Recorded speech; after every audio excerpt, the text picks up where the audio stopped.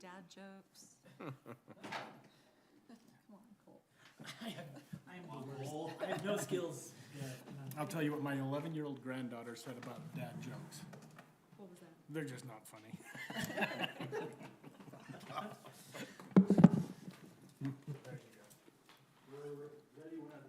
All right, thank you so much.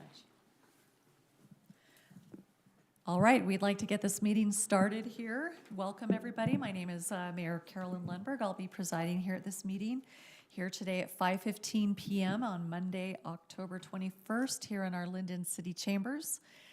We'd like to welcome all those here in the room.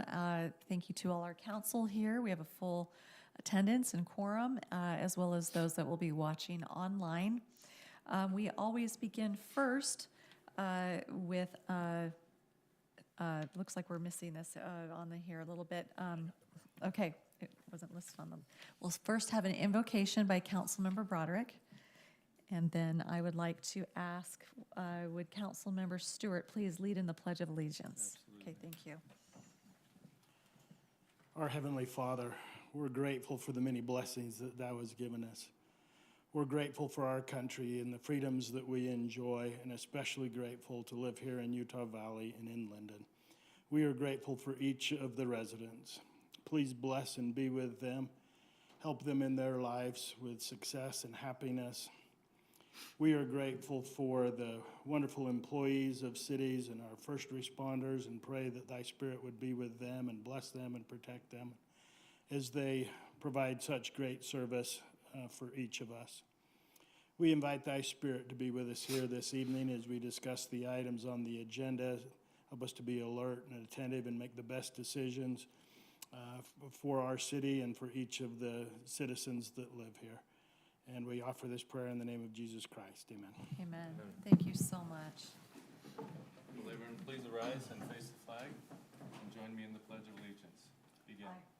I pledge allegiance to the flag of the United States of America and to the republic for which it stands, one nation under God, indivisible, with liberty and justice for all. Thank you. Thank you very much. All right, we will move on to item number 1. There are a couple sheets there at the front. One is for our council meeting agenda. Then we also have a redevelopment agency agenda. That's what I had at the top. So that's why I didn't see who was our invocation. But we'll move to item number 1, and we'll first have our roll call and call to order here. And I'll start on my right, please. Cole Hooley, present. Or here. Aye. I don't know what we said. Three. Legislative action, just a roll call. Now I don't know what to Okay. say. Well, any of those will do. Lincoln Jacobs, present. Roland Lundberg, present. Van Broderick, present. Steve Stewart, present. Jake Hoyt, present. Hey. All righty, so next we have item number 2. This is our presentations and announcements. And the first thing that I wanted to, we all have heavy hearts. A great man who just retired from our council at the start of this year. Mike Van Cheery sadly passed away very unexpectedly. Some of us had the privilege to be able to bring our condolences to his family at the viewing or attend the service. This was his program. Wonderful family man, wonderful member of our council who, and also was serving to the special service North Point District here for us still as chairman of that board. And so he's going to be greatly missed. He was a dear friend to all of us, and I just wanted to have a moment to remember Mike and any comments anyone would like to make about him. I certainly will. A great man, love him. And just cut from a personal perspective, Mike and Rhonda had 2 of their nieces from Idaho come down and live with them. And while they were here, one of those nieces met my son, and they got married, and the other niece met the next door neighbor, and they got married. So wonderful man, wonderful family, and yes, he'll be missed. He was our North Point Solid Waste Chair, and we had our meeting this week, and after it ended, we just stopped and talked about Mike. And it was interesting to me because that North Point Solid Waste, right, it represents cities from Saratoga Springs, Highland, American Fork, right, all over the place. And we don't really know each other that well, at least I don't know them very well. But as we stopped, finished the meeting, and just talked about Mike, everybody, it seemed like every single person had a personal experience from their past that they had a significant relationship with Mike. And then at the funeral as well, I realized just how much, I mean, I know I had a personal relationship with him, but just how much he touched people's lives all over the county and everywhere. And it was a great privilege for me to know and to work with Mike. I'd love to say something real quick. Had the opportunity to work with Mike on the banking side, and as a young loan officer, met him. He worked with bankers to do small business association loans, and I was brand new to lending, and I went and sat down with him on a deal, and I remember they would always give stuff out to lenders, hats and different things, and he gave me a pair of binoculars with their logo on it. And I remember he just treated me like I was the most seasoned banker out there. And I was just so young and so new to it that I just appreciated, and that's always stuck with me is he always treated people so well, which is why he was such a great council member. Loved all these years later to get to work with him here on the council, and always appreciated his insight, his jokes, and Mama always said, and Dad always said, just love him, a great man, and appreciated the time we had with him here. Absolutely. Lots of great memories being in his home, looking at his Civil War collections, listening about his childhood growing up in Slaughter, Louisiana. He was a proud swamp folk. And I wish I had written down all the Mike-isms that happened, don't you? So anyway, he will be greatly missed, and made everyone feel like a friend. That was what was really special about him. So anyway, thank you to him. He was part of a lot of great decisions that were made here, and really contributed everywhere he could. So we love him and wish his family the best. The other thing that I wanted to mention was that we had the Lindon Elementary third graders come and visit our city center. Adam and Chief gave them a fantastic tour, and we rounded up some goodies from Parks and Rec and the police, and I think they went home with, they had squish balls and wristbands and all kinds of, we had some lapel pins, but Adam brought up, maybe we shouldn't give third graders lapel pins. Anyway, it looks like they made a poster here for the city. So it was a great day for them to kind of learn about all the things that go into their community here on the city level. So we appreciate their teachers as well, and staff taking time with them. So we had a lot of fun with them. Okay, any other announcements from council members outside of your reports? Okay, if not, we'll move now to item number 3. This is our open session for public comment for anything that someone would like to come forward to the microphone and address something that is not on the agenda this evening, briefly, for a few minutes, and state your name. You know the drill, right? Mark does anyway. Welcome, former council member. No, you could just state your name. Well, thank you. It's good to be here. Like I say, I've walked your shoes before, and thank you for doing the service. I don't know that you get thanked a lot, and it is a needed service that we need, and I appreciate good people willing to do this. Find it interesting. Jake was my home run hitter. I was his coach a few years ago, and here he is serving, and Cole. I think I know most of you really pretty well. Mayor, probably I need to know you a little bit better, but I don't know Mr. Jacobs. You're probably the only one I don't know, so I know Cole. I'm a homegrown, 64 years, 5th generation, been here forever, and I love Lindon, and I hope it shows. And I served in the 90s and then served again. I don't know how many years ago I served, but I've served twice, so. The reason I wanted to come is I want to share with you, and I'll pass these pictures around in a minute, is I wanted to talk, if I could, a little bit about secondary water and your system and your fees, et cetera. And I'll send this around to you. A number of years ago, when I purchased my property, of course, I hooked onto the secondary. I was one of the original ones that brought the secondary in here. I didn't do the heavy lifting like Mayor Greenwood and Dean Blackhurst. Those are the two guys that I get. If anything happened good in the last 64 years in this city, it was the secondary water system. Best thing that ever happened to the city. And I'm grateful for them pushing that. That was a hard time. Back then, a lot of the farmers who owned all the water, which the city needed to do the secondary water system, was owned by the farmers, the homegrowns. And we had to talk them out of their water. There's three things that the farmers in Lindon loved and idolized. It was water, their horse, and their wife. And it was all in that order. And water was a big, big deal for these people. But they trusted Mayor Greenwood, and they put that into the system.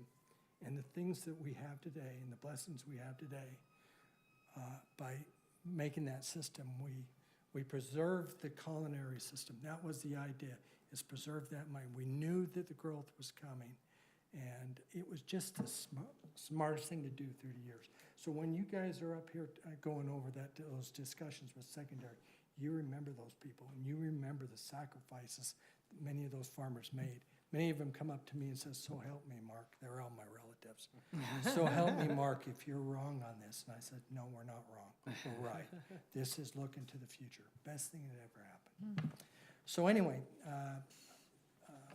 I built my house, half acre on it, hooked onto the secondary, no problems, paid my fees, et cetera. Or during the course of the last few years, the Friars sold me another half acre to my north. So now I had two pieces. Utah County said, "Mark, it'd be better if you hooked those two pieces together, and let's hook those together, it'd be better tax-wise, et cetera." So I listened to them and did it. And over the course of many years, I've raised deer. I was known as a deer person in Lindon because I raised The deer. cute deer, Yes, I raised deer and I loved the little deer. mini deer. But eventually that went its way in, but it was, the pasture was just growing green and yucky, and it was just hard to take care of. I'm getting older, and I thought, you know what I'm gonna do? So the city helped me. I wanted to build a pole barn down there, and we worked through some of the politics of that and getting that done, and we built this barn down there, and then transposed everything down there. Cleaned out everything, so there was no secondary down there. All the secondary had disappeared. The city didn't even know, even though they were charging me for it, didn't even know there was a box down there until I told them. And I told them where it was located, and they said, "Well, there's a lot of things we don't know that we're finding out about." So they're learning about it. So anyway, that was built in the fall of 2023, the barn. And so I come in April, approximately April of this year, and I come to the city, and I think, is it Heather, the Works Water? Utility I clerk, love yes. her. I love her. We do too. I know people, and she's a good person. She's a good employee. And she's been nothing but helpful to me. But she said, "Well, I can't help you," so she sent me down to Tomlinson, down in No, they sent me to the other guy first. Windward? Matt Windward? He was upstairs. Matt. Matt. They Matt sent me- Windward, water sent- superintendent. Yeah, they sent me down to Matt, and Matt says, "Well, let me check it out." So he checked it all out. We went through that process for a month or two, and then he says, "No, you gotta go back to Heather." So then I went back to Heather. Heather says, "No, you can't talk to me. You gotta go back to Juan." And this went on for month to month, and I'm doing the chasing, and I'm not getting anywhere. So this drug on the whole summer of me trying to chase it down. Eventually, I caught up with Juan and said, "Juan, I got an issue." I says, "I've built a place." Can you get this, Cole? Sorry. I built a place down in my lower pasture, improved it and so forth. There's no cost. I shouldn't have to pay for secondary water down there. And he says, "Well, the way it's set up, you have to pay for it." I said, "Wait a minute here." I said, "I'm not using any secondary. And plus now you're asking me to give back to secondary, and you're charging me $120 a year to have nothing. I don't get any use of that water. In fact, I put it back in your system. That water went back into your system because I don't use it, okay? But yet, I still had to pay the $10 a month, was it? And it's not so much, it's the principle of paying for something that I can't get or I don't have any utilization for. I can't do anything. If you look at the pictures, there's nothing there that I can sprinkle or do anything with except for gravel, okay? I'm sorry, that's the only thing I can do. So when I went to Juan says, well, that's the best we can do. And then Juan, you can tell me if the story's any different. He says, well, let me tell you a story. He says, I had someone similar to you come to us and have a similar situation or problem. When we did some investigation, we went to their house and we found out, sure, they were paying for their portion in their house, but they'd actually strung hoses and were strung hoses to their other piece of property, paying for all our water in all the gardens. And I says, oh, so Juan, so he was cheating? And he says, yeah, they were cheating. And I says, so I have to pay the price for cheating? I don't understand. Tell me where you think that's fair. And Juan didn't really have a lot of good reasons why he thought that was fair. Only that the more I thought about it, the more it made me even feel worse. It made me feel worse because it felt like, well, I must be a cheater too. Everybody's a cheater. You know, if nobody can trust anybody, and it just made me feel bad. And here I was trying to do the right thing. I've been honest my whole life trying to do the right thing. I'd never cheat anyway. And yet, here I was paying for something I have no access to. And I don't think that's right. It's a principle that doesn't fit very well for me. So I'm asking the city council to look at it. When I went to Matt down below, Matt says, well, Mark, we have all these problems and we're still trying to get them to talk to each other and hug and do this. And he was just telling me all the issues that they're trying to do to bring this water thing together. And when it comes together, you're doing the right thing. The right thing is I pay for what I use. You pay for what you use. You pay for what you use. And I think that's the right principle to go there.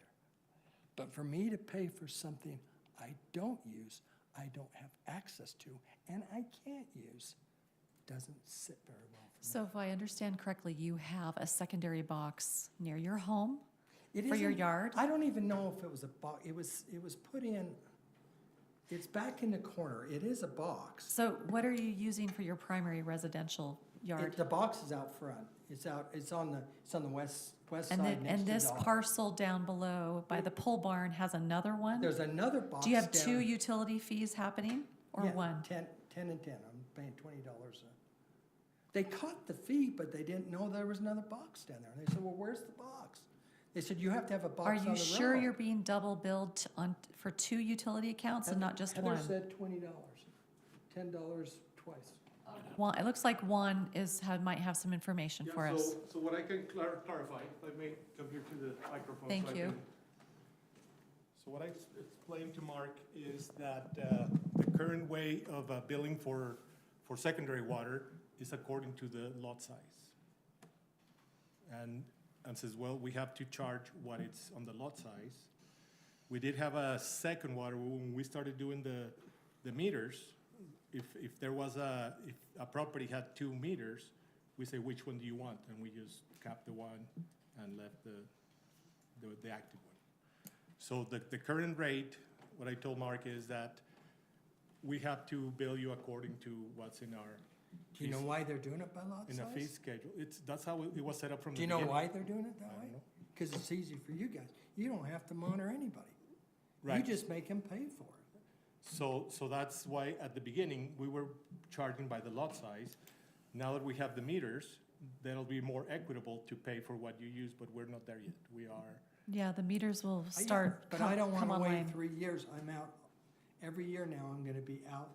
But you are watering your yard near around the I'm residence. paying for that, though. I'm paying Yes. for my, you bet. Yeah, There's no problem with what I'm paying for, but I believe, unless Juan tells me different, and what Heather tells me, I'm paying 2 different fees. And the one fee should have gone away in my mind because I'm not utilizing it. And I don't want to wait 2-3 years. So the for you guys to the fix it up. base rate is usually just one Yeah, for so the whole So the parcel secondary meter is one charge per parcel, per for a resident. base. Yeah, and it's only for secondary water. There is no usage. It's just a set amount of money according to the size of your lot. Not how much you're landscaping is about for the size of the lot, and that's what I explained to Mark. Do you have a copy of one of your bills? Heather, I mean, I didn't think that was an issue. I thought it was pretty much 10, Okay. $20 is what I'm paying. Well, let's follow up on this and get it clarified. It sounds like there might be Yeah, a little so- bit of confusion. So what I'm saying To is that if I'm supposed to do something different, I need guidance from above my pay grade. But the way the fee schedule reads is you pay this amount of money for the lot size. There's a base rate. And that's the And one that's that it. I think that's what you're paying right And now. what I'm saying is, it needs to be fair, and I need to pay for whatever I use. And I have no problem with doing this. Yeah, so there isn't a usage charge as of yet, In our ordinance, There will be, that's where you're moving. eventually. in the ordinance, it does require the payments based on the property size. And so if somebody puts it all in concrete, that's their decision, but they still pay the same rate if they have this secondary So I connection. proved it for the city, it looks better for the city, it looks better for me, and I have to pay the price for it. This lot that we see up here, that's the entire, or is that This just is his the entire residence? property.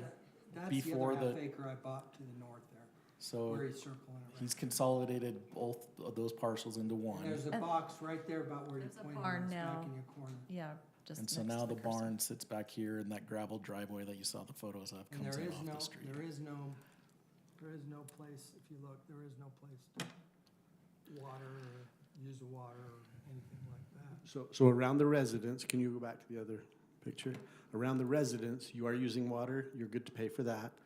That north area, you're not watering anything, but you're being charged for the entirety. Correct. And you'd rather be charged per use for what you Well- actually use. I just don't think it's fair. I don't think it's fair to pay for something Sure. that I can't use or utilize or even hold. I can't, that just doesn't seem right and fair in my mind, and I've Are there always. two connections on the lot, and has one of them been closed off? We narrowed it down to just one connection. But there are two connections There that used go to to the be. lot. There used to be. One for each one of those half-acre lots. He combined It isn't them. on the road like they think it is, it's back in the corner, and it's probably hooked to But the you're other not secondary. paying two base rates, you're And so paying one one was base, capped. one base rate. And Okay. if you pull the fee schedule, it tells you the different breakdowns, how it was set from the beginning of, I mean, it hasn't increased since 1993. It's not capped, no one's ever done anything with it, just, there's nothing. But you weren't being charged for that one. You don't assert that you were being charged for that anyway, right? You're just saying, No, I'm being charged 10 and 10. No. 10 for the half acre, another 10. So it's 20 combined because now it's one parcel. So now his property falls into that. 1 acre. So what would have happened if I would have left it half acre, half acre? You paid 10 in each. It wouldn't have made any difference. Yeah, so And how I'd big, still be in the how same big is your lot? It's just under 1 acre, about 2-3 points under an acre. So it's .90, so just under an acre. And then what was that fee schedule? So it's $20. So anything up to 40,000 square feet is $20 on your, So Secondary before you would have water had to pay $15 and now you're paying $20. I'm not the only one in the city that has this problem. So before There's we would have more- paid 10 and there's 10, more. right? There's more that have this problem. I think, 15 and 15. the city puts I don't think he himself- owned, so when did you buy that north piece? The south, the north piece. When the friars left, Many years ago then. a long time. Yeah. Can't remember, yeah. So from my point of view, Heather is enforcing and I am reinforcing Heather to say, yeah, this is the correct fee according to this. It's like Adam says, you can put the whole thing in concrete and if you don't want to water, you're still paying the base rate for But this maybe- system. But maybe Yeah. this isn't the fair way to do it. I mean- Yeah. You guys are even moving to change it. Not yet, we're still studying how we're gonna make it Usage, studying usage. equitable, but at the moment, this is what's adopted, and this is, now, if. This is If- likely cheaper than what it will become. Yeah, I Well, don't think there's these no- rates have changed Yeah, there's since, been no- since I've been Yeah, here. They were $10 when that's when we Yeah, started. that was if you have a half-acre lot, so you're just under, you would be $10. So that's And it the was- majority of people in the And city. Adam, it was set up to work that way for years. Yeah, But we so- might be coming, well, it sounds like we are coming to the end of the life for it. Changes have to be made and. I've also heard from people on the east side whose backyards are primarily landscaped retaining walls because of where they're placed, and they've had a similar concern. They're like, I can't water this because it would lead to erosion and problems. So you're not alone in expressing that concern of, so just to shore up what you've said, you're not the only one for sure that's brought this up.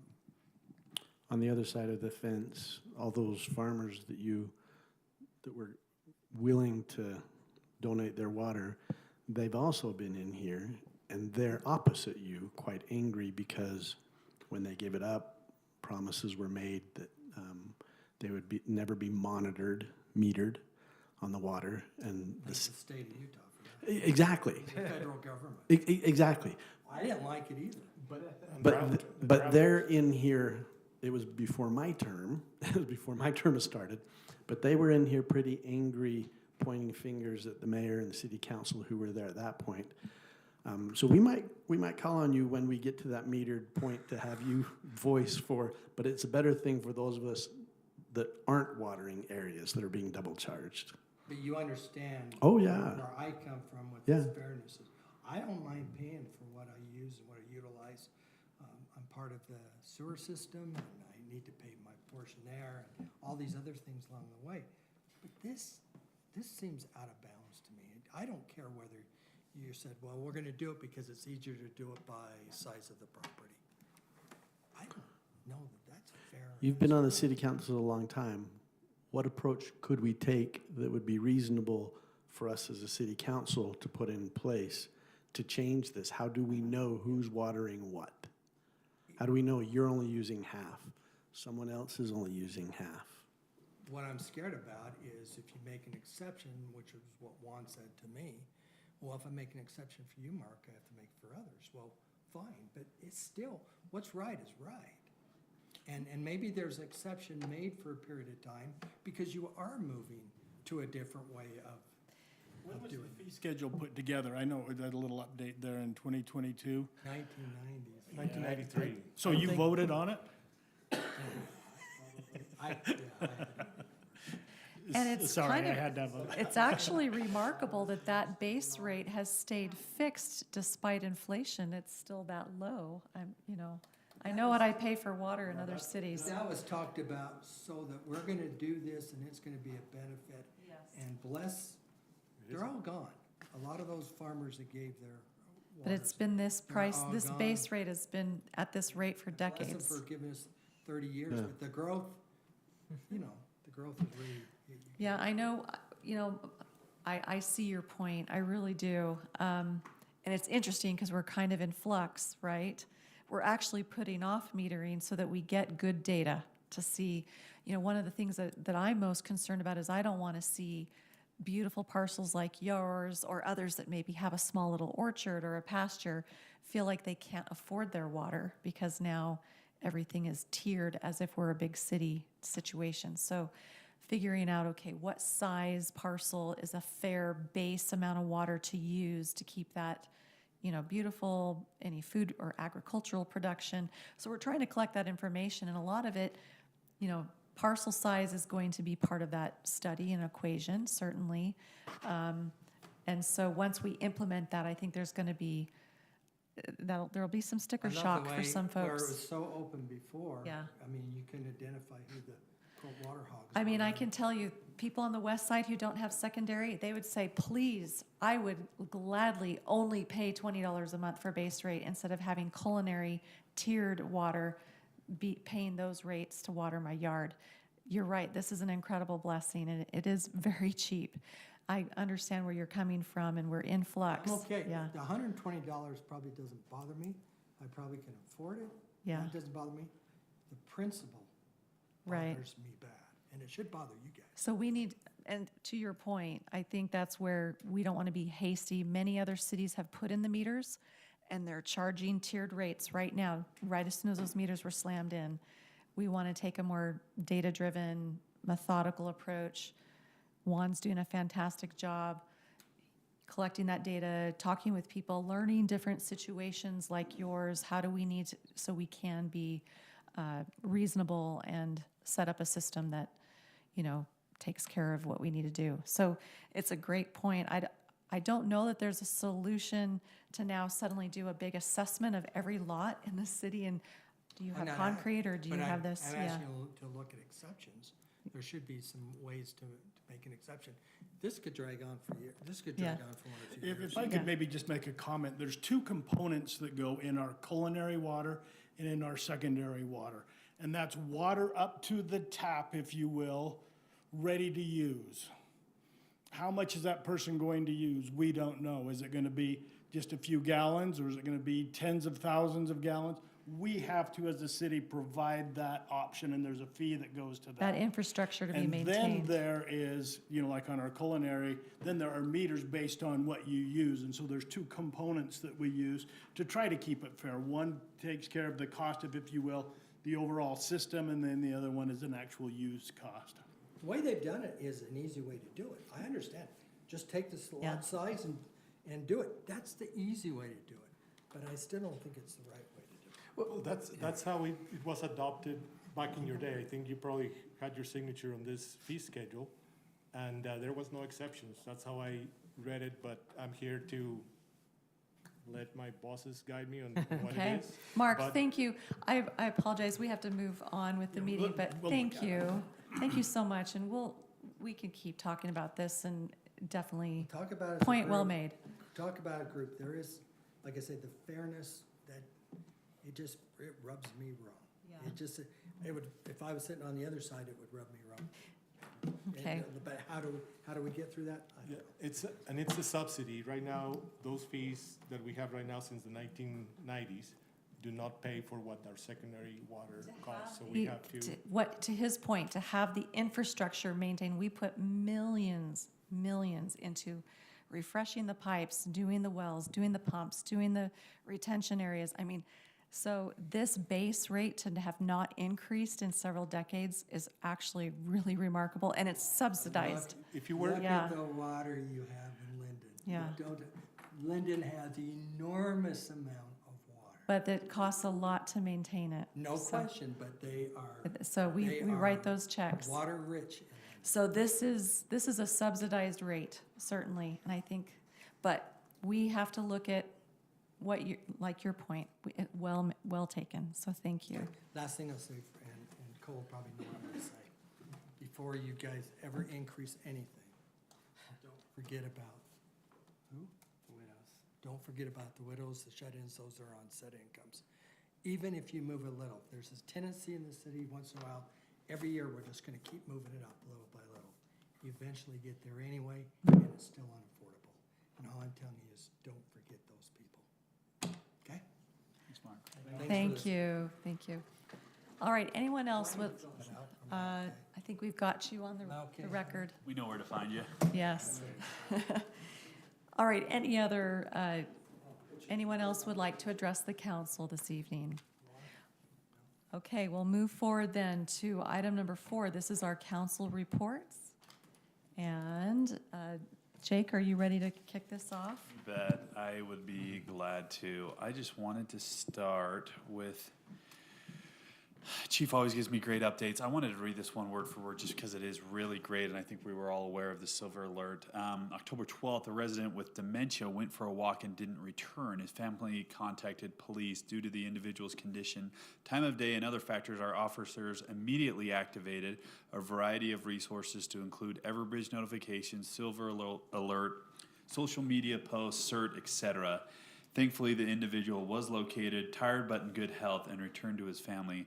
I was out of town and wanted to express my appreciation for Adam, who assisted with social media, and our officers who responded to assist. 2 of our officers off duty were on date nights and turned their dates into a nice evening drive looking for the lost residents. Several off-duty officers didn't hesitate in responding to assist, showing how committed they are to the community. The family has expressed appreciation for the city's efforts. Chief, thank you. Thanks. Your words are much better than I could have summarized it, and just another great example of how great a job our PD does. Appreciate you guys. That's all I have. With apologies to whoever's over Parks and Rec, I'm going to just focus on the Halloween spectaculars this Friday. Sorry.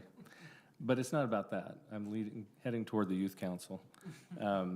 This Friday at 6 p.m., the new location is the City Center Park, and our Youth Council will be there in numbers to guide and to be a part of the festivities and helping people find their way around.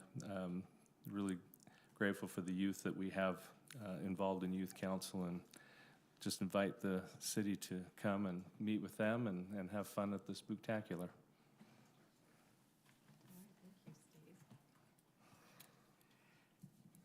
All right, thank you. Upcoming events that involve some of us here in the city. On Monday, October 28th, will be the Provo Bench Irrigation Company meeting where assessments will be set. And then on Wednesday, October 30th, the North Union irrigation assessments will be set. Today is kind of a water day. With a wonderful tour with Juan and some representatives from Central Utah Water Conservancy District. Adam came. We ran water out of the Provo River Aqueduct down the test and down the pipe for a test and into our system. So this is out of the Murdoch Canal. We have a new tap in there. You turned that on and nice. And water came out. You turn on a tap and water comes out. What color was that water? It's fun to see that working, and that's been a long time in the process. So that occurred today. An update on the 4th East Center Street mini roundabout. We appreciate the citizens' patience as that goes on, and we're extremely grateful for Denny Farnworth and his crews working 6 days a week. And picking up the job when the first vendor kind of walked off the job and left us hanging. Yes, and so Fantastic. looks like we've got some pictures there. They were coloring and doing that center median section. So they are working extremely hard. It looks great. Still some more work to be done. Juan's going to give us an update too. An update with that, I just talked to Danny before I came here. So they have everything ready to pour the east leg and the south leg of the approach to the crosswalks. And then he will have 4 different pours, and he's trying to have all the concrete poured for the roundabout driving area this week. And that's the issue. And then that needs to cure for It's at least 7 to 10 days because it's so thick. Yeah. And in that period of time, we will finish the asphalt tie-ins to be able to. So, but the design, the quality of the workmanship, the coolness of it, pretty nice. Right. I've walked up there a couple times and it looks great. It's looking good. And just one last thing is we had our last, flood event. I appreciate Juan looking and trying to make ideas and figure out solutions in any of the places we were maybe a little bit vulnerable to maybe look at some improvements. And so that's kind of an ongoing process with Juan all the time. He's always thinking, by the way, what can we do to avoid that from happening again? So kudos to Juan and all of our public works staff. Sorry, now I'm finished. You sure? I reserve the right to remember something at any time. North Point Solid Waste, we held a board meeting this last week on the 14th. Mike was absolutely missed. He's had a significant influence on that board for a very long time. Ernie John who is the American Fork representative. He's a city councilman there. He is the vice chair, so he's now conducting those meetings. Nothing was discussed about when there will be a vote for a new chair. Thank you, Steve, for making the Halloween Spooktacular comment. 6 o'clock. Parking is to be here and over at the community center, and then you're going to walk down the Haunted Heritage Trail into the park. So I look forward to that and hope we have a lot of people come and enjoy that event. Planning Commission, City Council, you have received your invite. The Doug Smith Kia ribbon cutting is this Friday at 11:30. Really nice invitation there. This week on the last week, Planning Commission approved the subdivision of the 2 residential properties. We approved rezoning to light industrial. These are a couple of homes off of 800 West to facilitate builders' first source truss expansion. There were a couple residents adjacent to those properties who were concerned about the noise, and the Planning Commission did an outstanding job listening to them and including in their comments and their vote thoughts and ideas that might help with the noise. Some very, very early, 3 o'clock in the morning, very, very late, like 11 o'clock at night, alarms that would go off on some of their machinery. I chatted with those residents afterwards, and Mike Florence is all over it, and they're in contact there. So I think they're comfortable and happy that the city will help them to address that. Dudley and Associates were the engineer firm representing the trust company and their plans for the expansion, and he went out of his way to compliment Lindon city staff and his experience working with them, specifically Mike, Britton, and Noah. And this happens again and again, as I said, in those planning commission meetings that I'll meet whatever business is involved in, and they just say, you guys, Lindon City is so amazing. It is so refreshing to work with a city that is uplifting, encouraging, that listens to us, that works with us. It just doesn't happen anywhere else. We're in a very divisive world, especially in politics, and for some reason, Lindon has some magic. Neighboring cities still deal with that, but Lindon, we're not perfect. But for some reason, Lindon has the magic of a welcoming and warm place, and I feel like that everywhere. I think it's the elected officials, it's the appointed officials, it's Adam and the staff. Thank you. It is so nice to be a part of an organization where people come, and when they work with us, they say, wow, that was refreshing. Cannot express, I don't know what the magic is, but I cannot express enough my appreciation to be involved in such a place. 2 quick things for the centennial. Just another reminder to upload your photos onto the centennial website. There's a link where you can upload your photos or putting together. It's like, if you've ever seen it, it's a big picture that's comprised of little pictures. So it's just an opportunity for residents to submit their own small pictures. And also in the community center, the Centennial time capsule is there. So folks can submit things there, family photos, information, notes for the future, into the time capsule. So that would be opened, in the decades to come. And that's all. Okay, great. The planning department is also doing a photo contest through October 31st. It's really been quite phenomenal, some of the beautiful photography that just everyday residents take each year. So they're submitting, you may submit to the planningdepartment.gov, and there will be prizes and awards and everything. So that's always a great competition, sharing what we love about our community. There's also citywide cleanup is coming up. There will be dumpsters throughout the city for that, for folks to help do fall cleanup. We like to do that in the spring and the fall and keep our community beautiful. The Pleasant Grove Chamber met last week, had an expert on cybersecurity come, and cybersecurity is getting more and more sophisticated, starting to use AI, or has been starting to use AI for some time now. And some questions came up. We've had some sister cities be scammed out of very large, significant sums of money. And Lindon City, where we, I think, was a smart move to bring an in-house person to take care of all of our needs, cybersecurity and technical otherwise.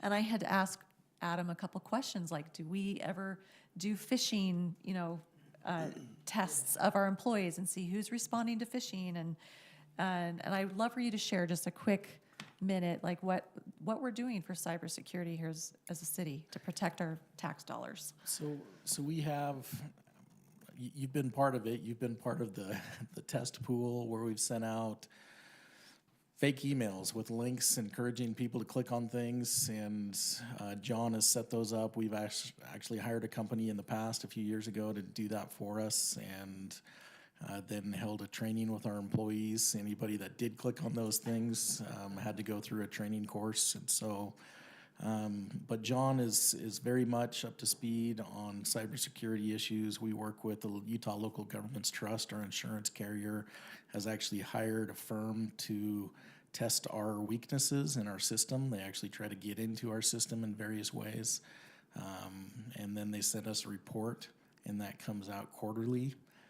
And so John addresses any issues that may come up as part of that and trying to make our system stronger. So, and we pay a fair amount in software to help protect us, and so we appreciate the council continuing to budget for that.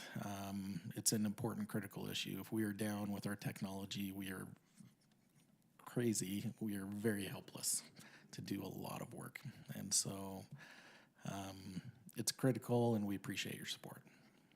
So emails saying, hey, here's a bill that needs to be paid. Those are off, that's where cities have been duped, that someone can go in and hack a legitimate vendor system and then create an invoice for a legitimate work order. So, we're always watching for those.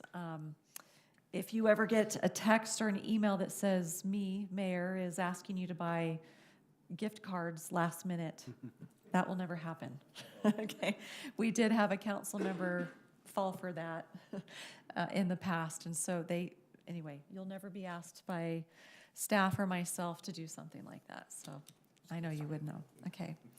And then also really quickly, secondary water is now is flushed out of the system. Okay. So it's off for the season. It's not quite flushed. All the reservoirs got used up by the residents, and tomorrow we'll start cracking valves. Okay, so then you'll send it out to the lake. Okay. Speaking of the lake, today was the all-day Utah Lake Authority Symposium, of which I sit on as vice chair. It is a symposium that brings together all the ecological, legal, policy-making, management, scientific community all day, all things about the lake. How can we reclaim the lake and improve recreation, water quality, the ecology. And there's a lot of tremendous things happening and going on that are really quite fantastic.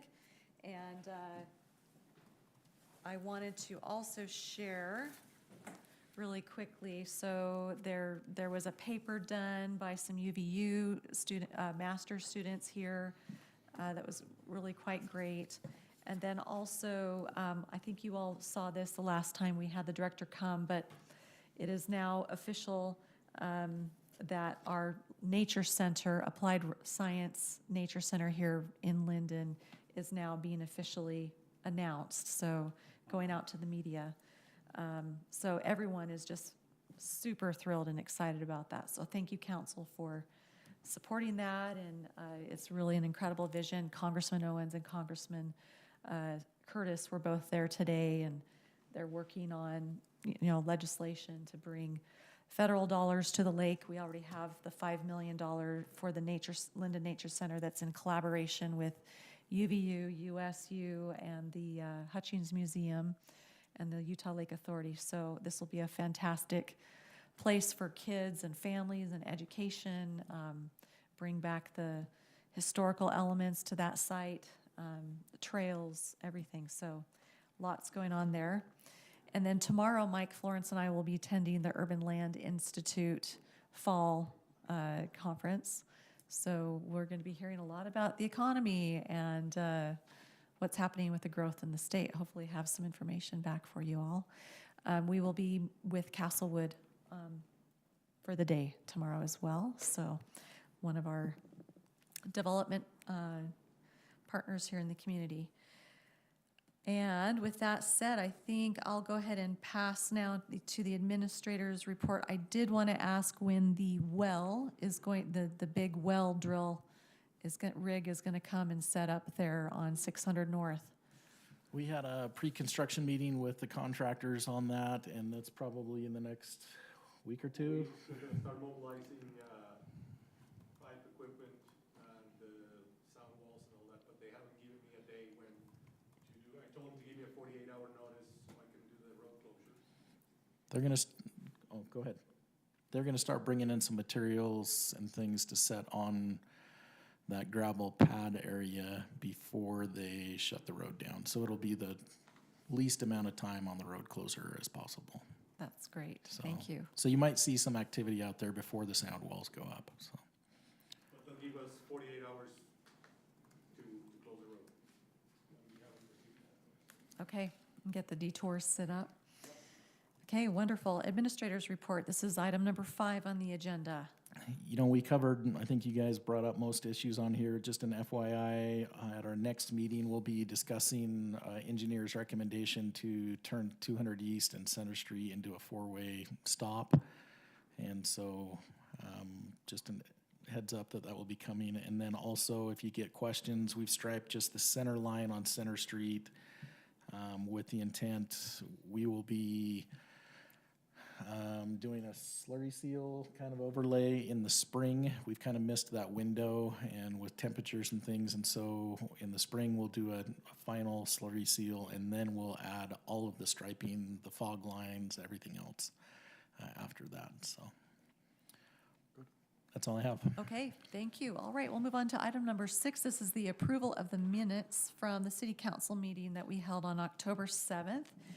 Council, if you have any additions or changes for our recorder, this would be the I time. didn't see anything that needed to be changed, but I just wanted to point out that at the end, the adjournment was called by Jake because Van wasn't here.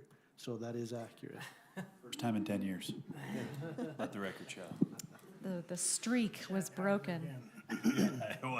One and only. And there was a very grand pause. I had to be coerced into doing it. Nice to know it's missed. Absolutely.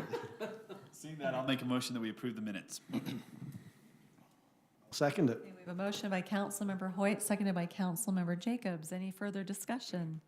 All right, we'll call the vote. All in favor? Aye. The minutes are approved. All right, then our next item is our consent agenda, number 7 on the agenda. This is for general housekeeping items that do not require public comment, and so we have some surplus equipment here that we'll just quickly have a resolution on. This is straightforward, just getting rid of this equipment that we need to declare officially as surplus. So a pump and some pipe columns that came out of the well, so casing columns. That's it. If you're ready, I'll make a motion. I move to approve the consent agenda items as presented. Second. All right, we have a motion by Councilmember Broderick, seconded by Councilmember Hoyt. All in favor of the consent agenda? Aye. Any opposed? All right, that's unanimous. Thank you. All right, moving on to item number 8. This is a public hearing to go over some budget and fee schedules. So we'll invite Ms. Kristen, our fabulous accounting department head, and I'd entertain a motion to open the public hearing. I make a motion to open a public hearing. Second. A motion by Councilmember Broderick, seconded by Councilmember Jacobs. I was going to say near Lincoln. I was going to say Lincoln. To open a public hearing. All in favor? Aye. Okay. We'll have you take it away, Kristen. Thank you. Great. So I'm going to start with the proposed fee schedule changes. We're changing or putting in the fee schedule the changes that were approved or talked about in a previous city council meeting. So there's a community center rental rate for commercial contracted events when they have the whole building, and then some approved contract discounts. And then we are striking some of the wording that was in there before that doesn't go along with it. A lot of those changes were one particular user of the community. Did we ever get feedback from them? We have a draft agreement that we're sending back and forth with them still, and so we are waiting to finalize this before we give them their final copy, so.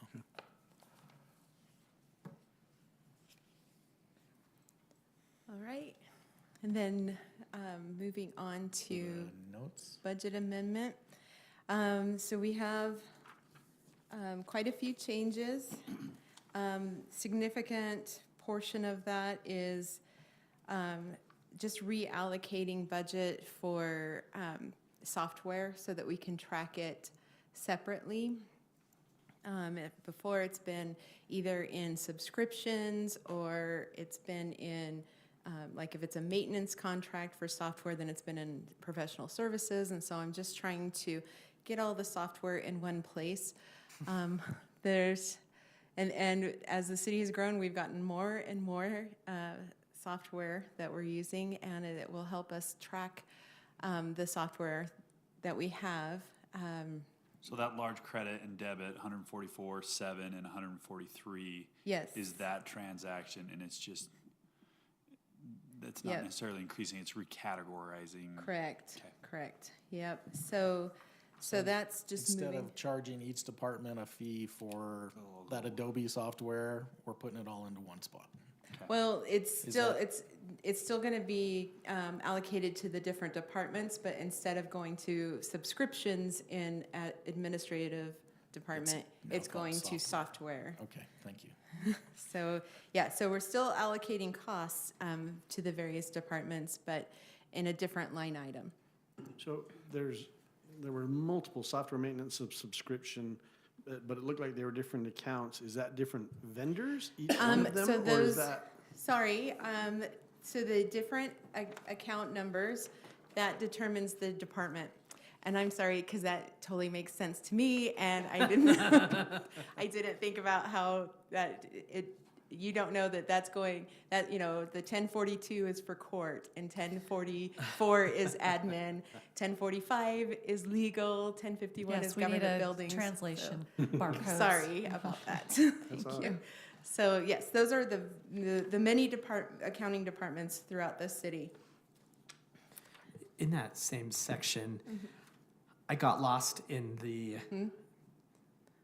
negative and positive. How much money are we talking is going towards software? Or is this meant to help you determine what that is? Yes, this is meant to help to track it, but if we were to add up all of the positives, Yeah.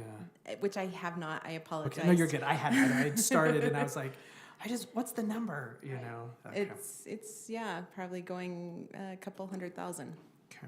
So, in doing this, I also, there probably is an increase as well, because I was analyzing each one and realizing, this wasn't hitting the budget at the correct amount. We budget what the cost was a couple years ago, or like we've been adding software, and so, it's a good cleaning up. Does This is all inclusive though, so this is like our email accounts Yeah. through Yes. Microsoft. This is Yes. Adobe. This Yes. is our building permit software, our software for iWorks through Public Works, Our inspection ERP, Cassell, software. yeah. Yeah, our finance software. Yep. And everything's very specific, very tailored. It's expensive, Yep. but like I said, without it, Cybersecurity. it's really hard to function. So yeah. Yeah. Does a list exist? we can get that to you. I mean, And that's one thing it is that a I do huge need lot. to work on, because one of the reporting requirements for the Government Finance Officers Association for GASB for doing our audit Yeah. is to disclose if we have any leases that are more than 12 months that we've committed. And so in order to determine that, I need to know what all we have. So Nice. it makes sense to have the tools you need, Yeah. and also just helps tame what it is, so Yeah. that we can tell people that this is what that is. Yeah. And then another big movement was on note number 7, was moving credit card merchant fees. It's all been in the general fund, and I'm trying to allocate between the recreation fund and the general fund. So the general fund would take it for like, not only for the general fund, but also for like utility payments. So that's still in there in the general fund, but I did break out the recreation so that we can see how much we're paying for credit card merchant fees for our rec services.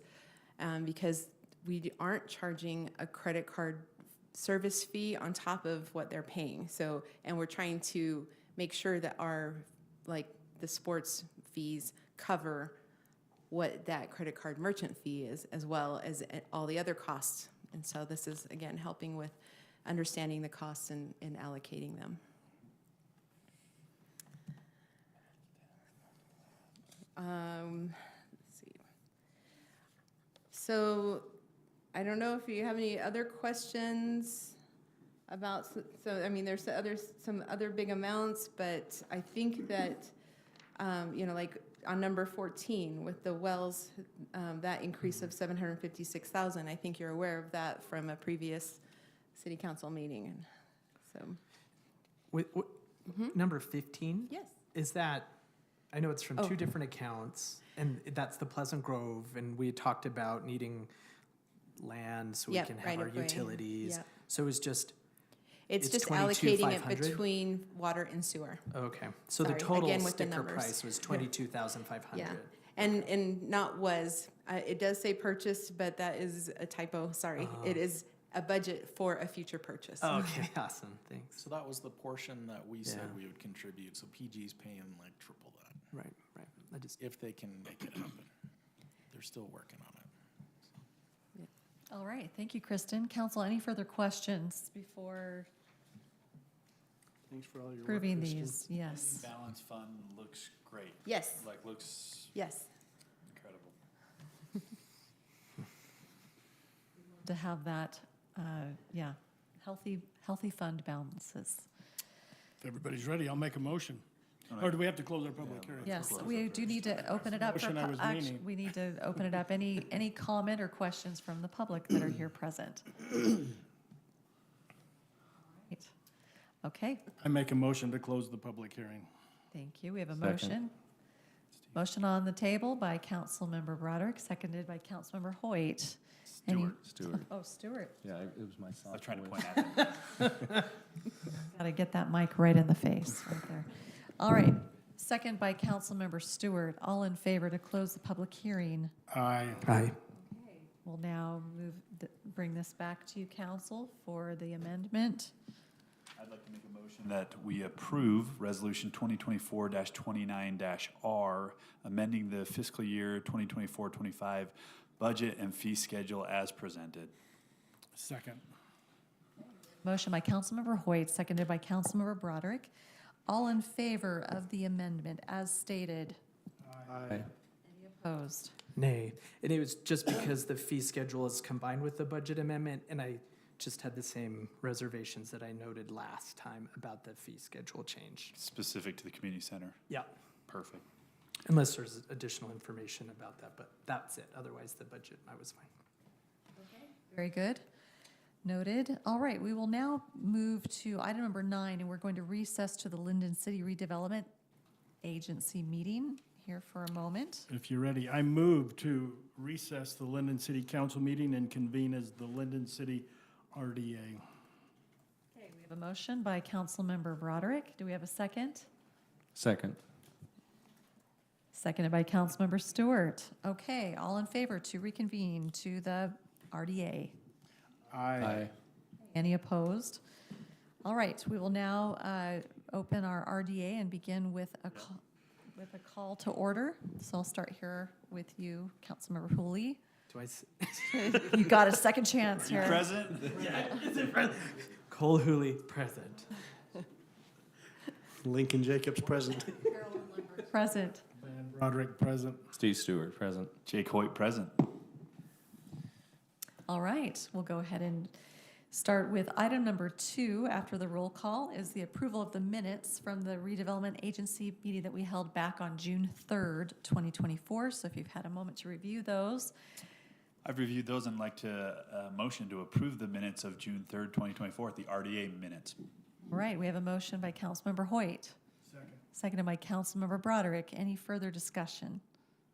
Okay, seeing none, we'll bring it to a vote. All in favor? Aye. Any opposed? All right, we will now go to item number 3 and open a public hearing for another budget amendment. I make a motion to open a public hearing. Okay, so moved by Councilmember Broderick, seconded by Councilmember Hoyt. All in favor of the public hearing? Aye. Okay. Continue on. Here we are for a budget amendment for the RDA, and so it's just a couple lines in the RDA so that we can account for the participation agreement.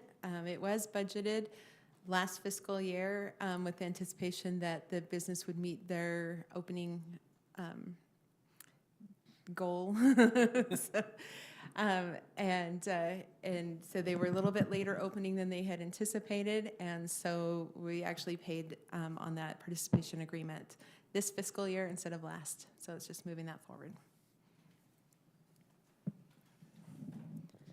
Okay.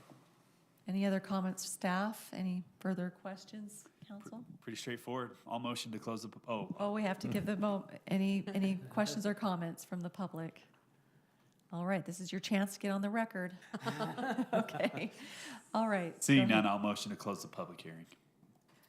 Okay, motion by Councilmember Hoyt, seconded by Councilmember Broderick to close the public hearing. All in favor? Aye. All right. I'd entertain a motion to adjourn. Yeah, I'd like to propose that we approve Resolution 2024-6-RDA as presented.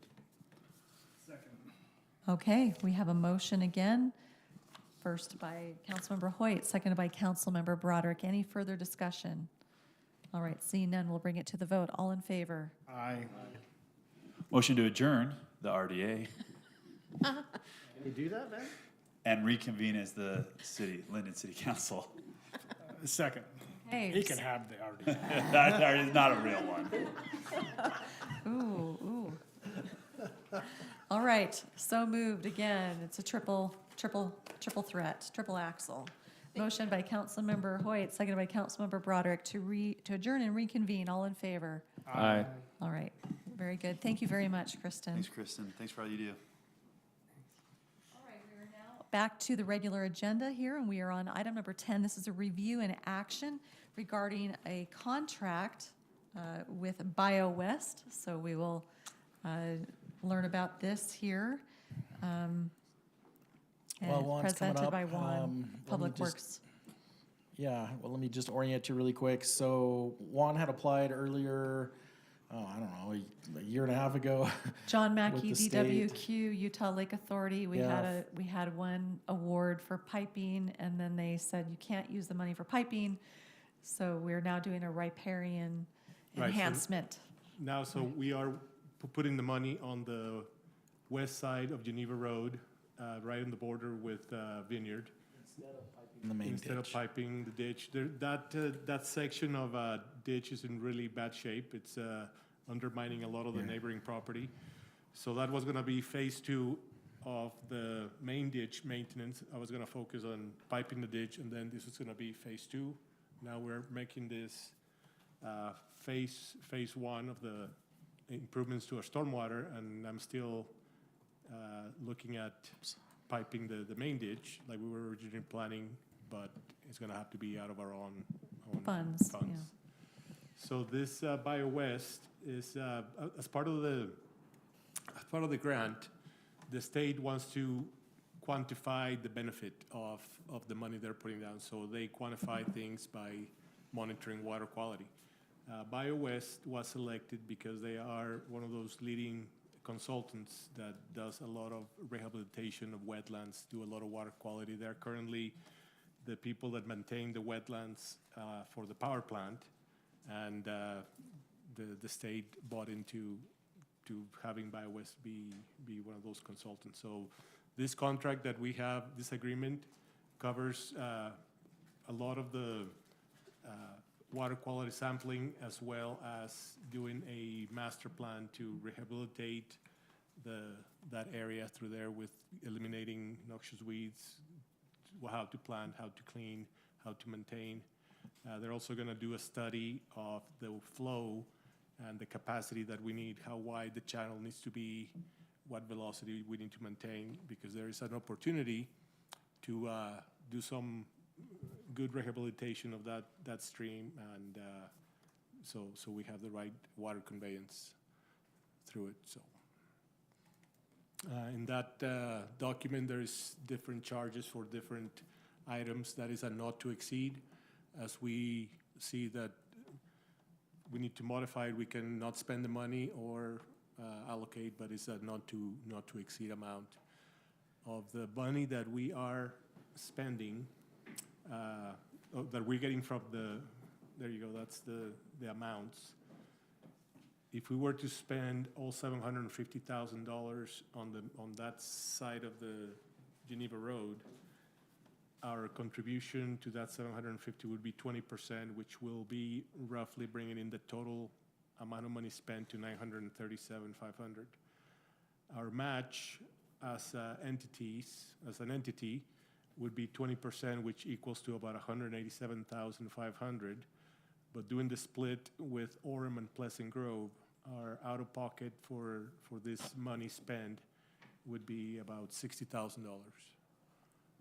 So it is I wish we can spend the entire amount on just doing the vegetation and the actual work, but we need to spend about $200,000 of those dollars on the BioWest part of it to monitor the water, to do a long-term plan, to suffice what the state was requiring for us to get the grant.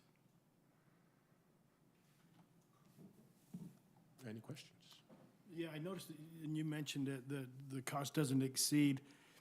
The 3 to 5, is that just until the money's gone kind of a thing? Or how did the 3 to 5 years of monitoring versus?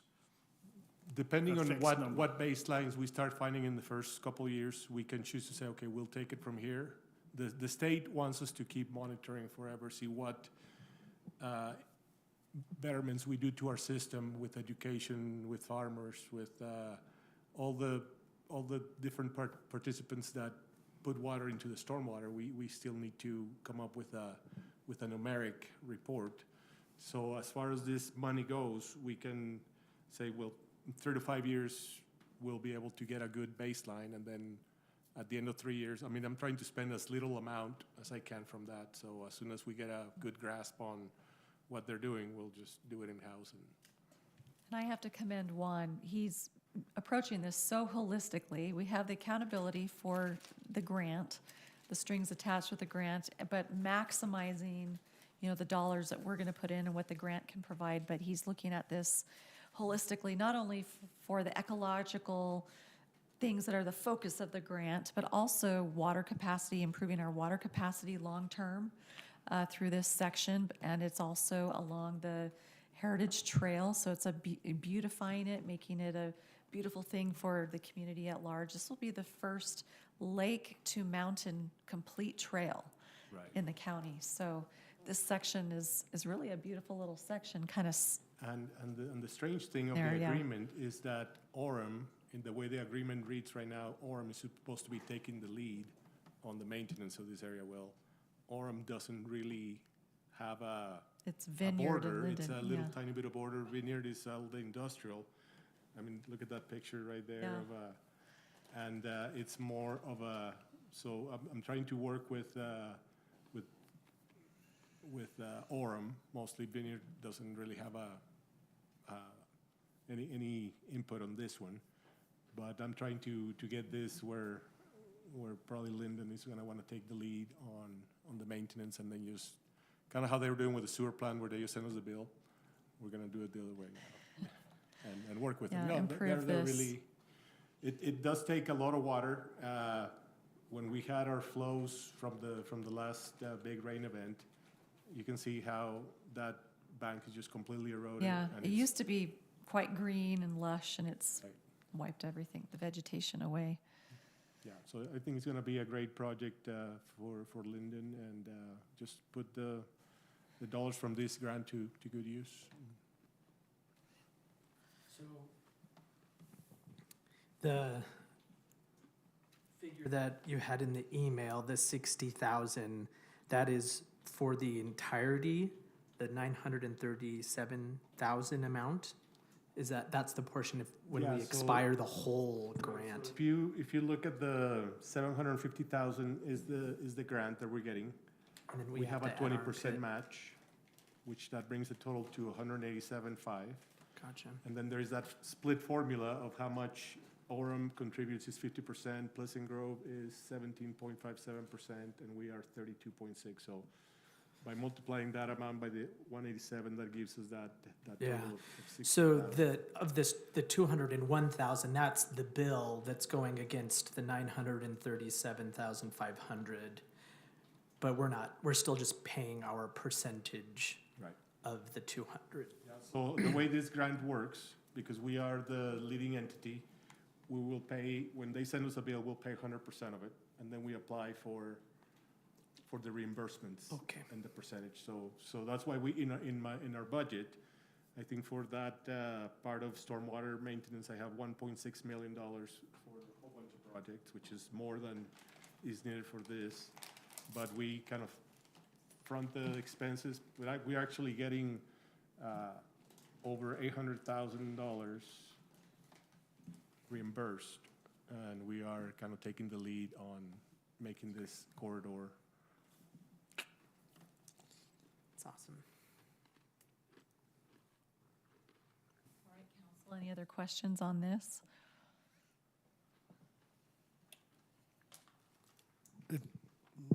Were you grabbing the mic, or do you want me to do it? Jake has no questions. Jake? No, I think I got it. I'll make a motion. I move to approve the contract agreement with BioWest as presented. All right, we have a motion by Councilmember Broderick, seconded by Councilmember Jacobs. We'll bring the motion to the table. Any further discussion? All right, we'll call the vote. All in favor? Aye.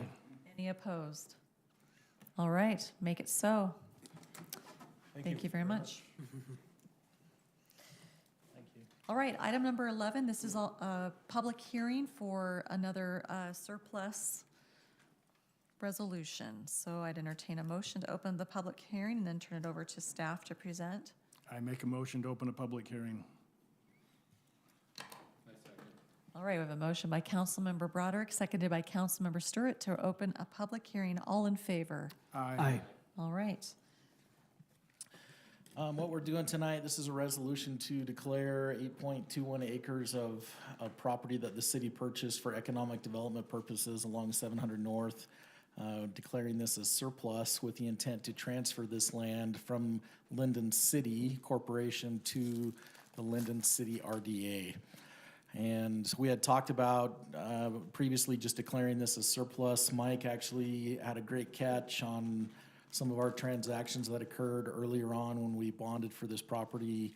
The intent was actually to put this into the RDA's name in the first place, which allows the RDA can transfer some land without going through some of the hoops that a municipal government can. And so with the RDA being able to dispose of the property without any additional hearings. And so if we have a transaction that we need to move quickly on, we can do that through the RDA, and if this is in that ownership. So the resolution that's before you with these exhibits, and then we included a copy of the deed transferring that land to the RDA. What you would be doing tonight, if you chose to vote in favor of this, is declaring this as surplus property from Lindon City and transferring that to the Lindon City Redevelopment Association or Agency. So. All right. An RDA is just a different tool for us to use in the redevelopment purpose, in the development goals. And just a different packaging of an asset. So as we move forward with the Lindon Village plans, any other questions? All right, we'll open this to a public hearing as well. If there's any comment or question from the public, we would take those now. All right, seeing none, I'd entertain a motion to close the public I hearing. make a motion to close the public hearing. And just as an FYI, in our ordinance, the state code requires us to declare and determine what we consider a significant parcel of real property. And it's anything over a certain dollar value, which is anything greater than $100,000, we have to hold a public hearing. So that checks that box doing this tonight, so. Okay. Right, following procedure. Okay, we have a motion on the table by Councilmember Broderick to close the public hearing. Do we have a second? I second. Seconded by Councilmember Hoyt. All in favor? Aye. Very good. Okay, back to you, council, for the resolution. I move to approve Resolution 2024-30-R declaring real property as surplus land and transferring the land to the Lindon City RDA. Okay, we have a motion by Councilmember Hoyt, seconded by Councilmember Broderick. Any further discussion? Okay, hearing none, we'll call the vote. All in favor? Aye. Any opposed? All right, very good. Transfer is done. All right, and then we are winding down now here. Item number 12, this is a review and action. I believe we have someone here in our audience who has been very patient to get to this item. So we're going to be reviewing and considering granting a request by Mr. Tyler Wheelwright regarding an easement. So Mr. Cowley will go ahead and present the information. Yeah, with, let me pull up an air photo really quick. With our Hollow Park area, Mr. Wheelwright has purchased a flag lot that's right next to our Hollow Park entrance. So the flag lot kind of comes down, let me see if I can grab the parcel layer here. Comes down the side of the park, there you can see that.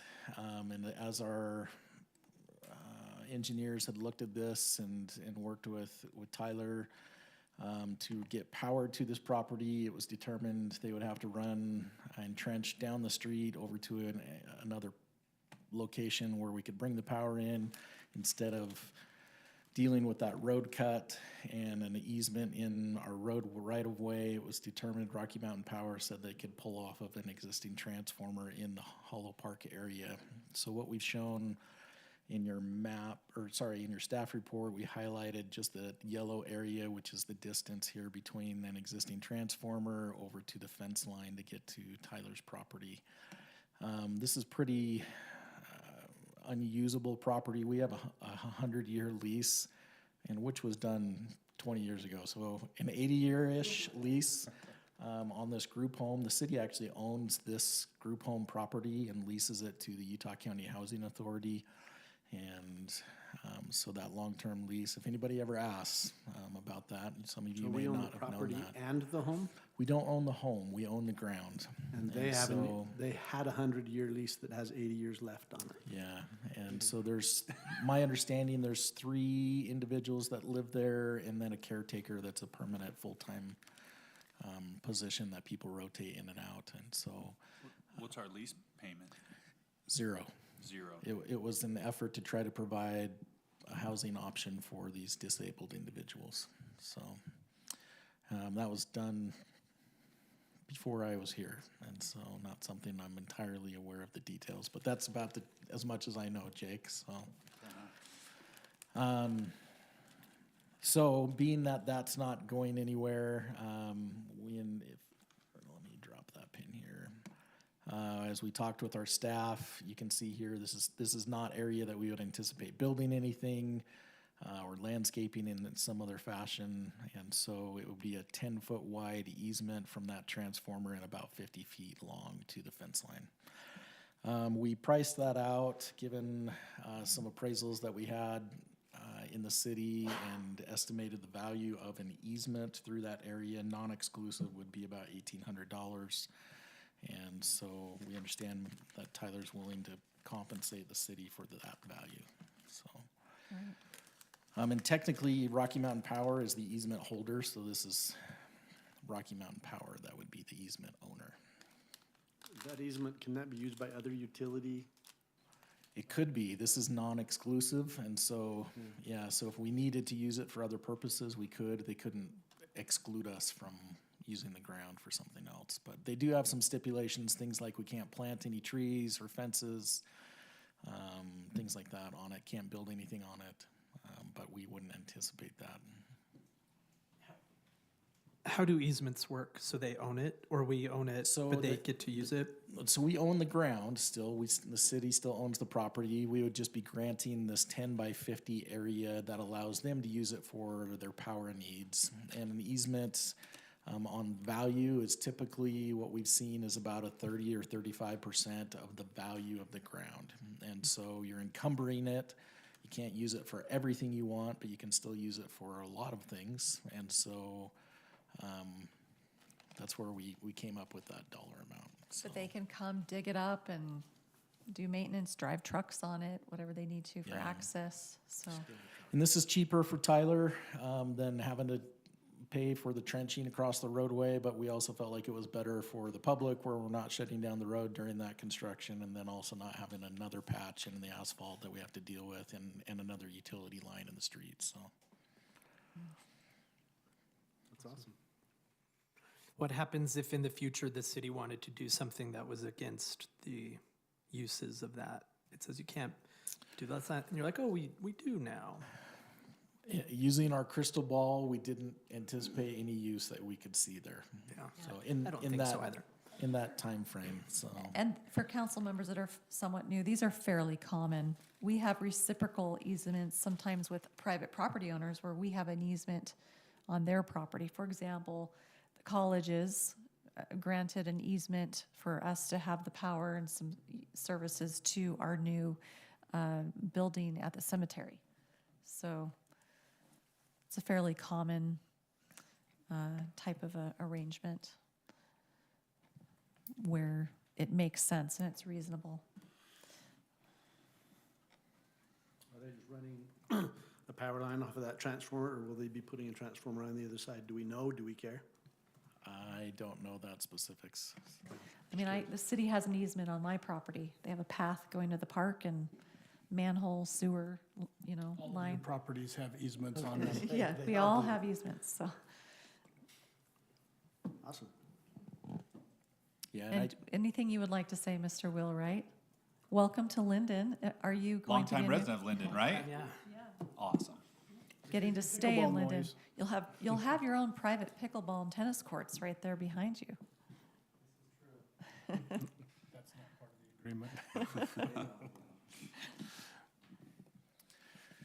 So with that, we would just ask that Mr. Wheelwright restore if the power company's not doing, just make sure the irrigation and the sod and everything's restored, so. Right. Any further questions? Any further comment? Okay, this is not a public hearing, but it is a review and action, so I will make a motion if it's okay. I move to approve the sale of an easement to benefit the Tyler Wheelwright property in the amount of $1,800 as presented. okay, we have a motion by Councilmember Broderick, seconded by Councilmember Jacobs. Any further discussion? All right, hearing none, we'll call the vote. All in favor? Aye. Okay, thumbs up. Any opposed? It's unanimous. Okay. Thank you very much. We'll have you just We'll be in touch, Tyler. continue with staff. Okay. All right. Okay, we're on to item number 13. This is a closed session where the city council can follow the state statute to have closed session for anything that's discussing potential purchase or sale of real property or pending or possible litigation per Utah code. So at this time, we will do Need a roll call vote a to go roll into call that. before we stop the recording and ask the public to leave and close the doors. So we'll start with the roll call. We'll start on this end. Need a motion to enter this? Yeah. I'll make a motion to enter a closed session. I second. Okay, motion, seconded. All in favor? Jake Hoyt, aye. Steve Stewart, aye. Van Broderick, aye. Carolyn Lundberg, aye. Lincoln Jacobs, aye. Cole Hooley,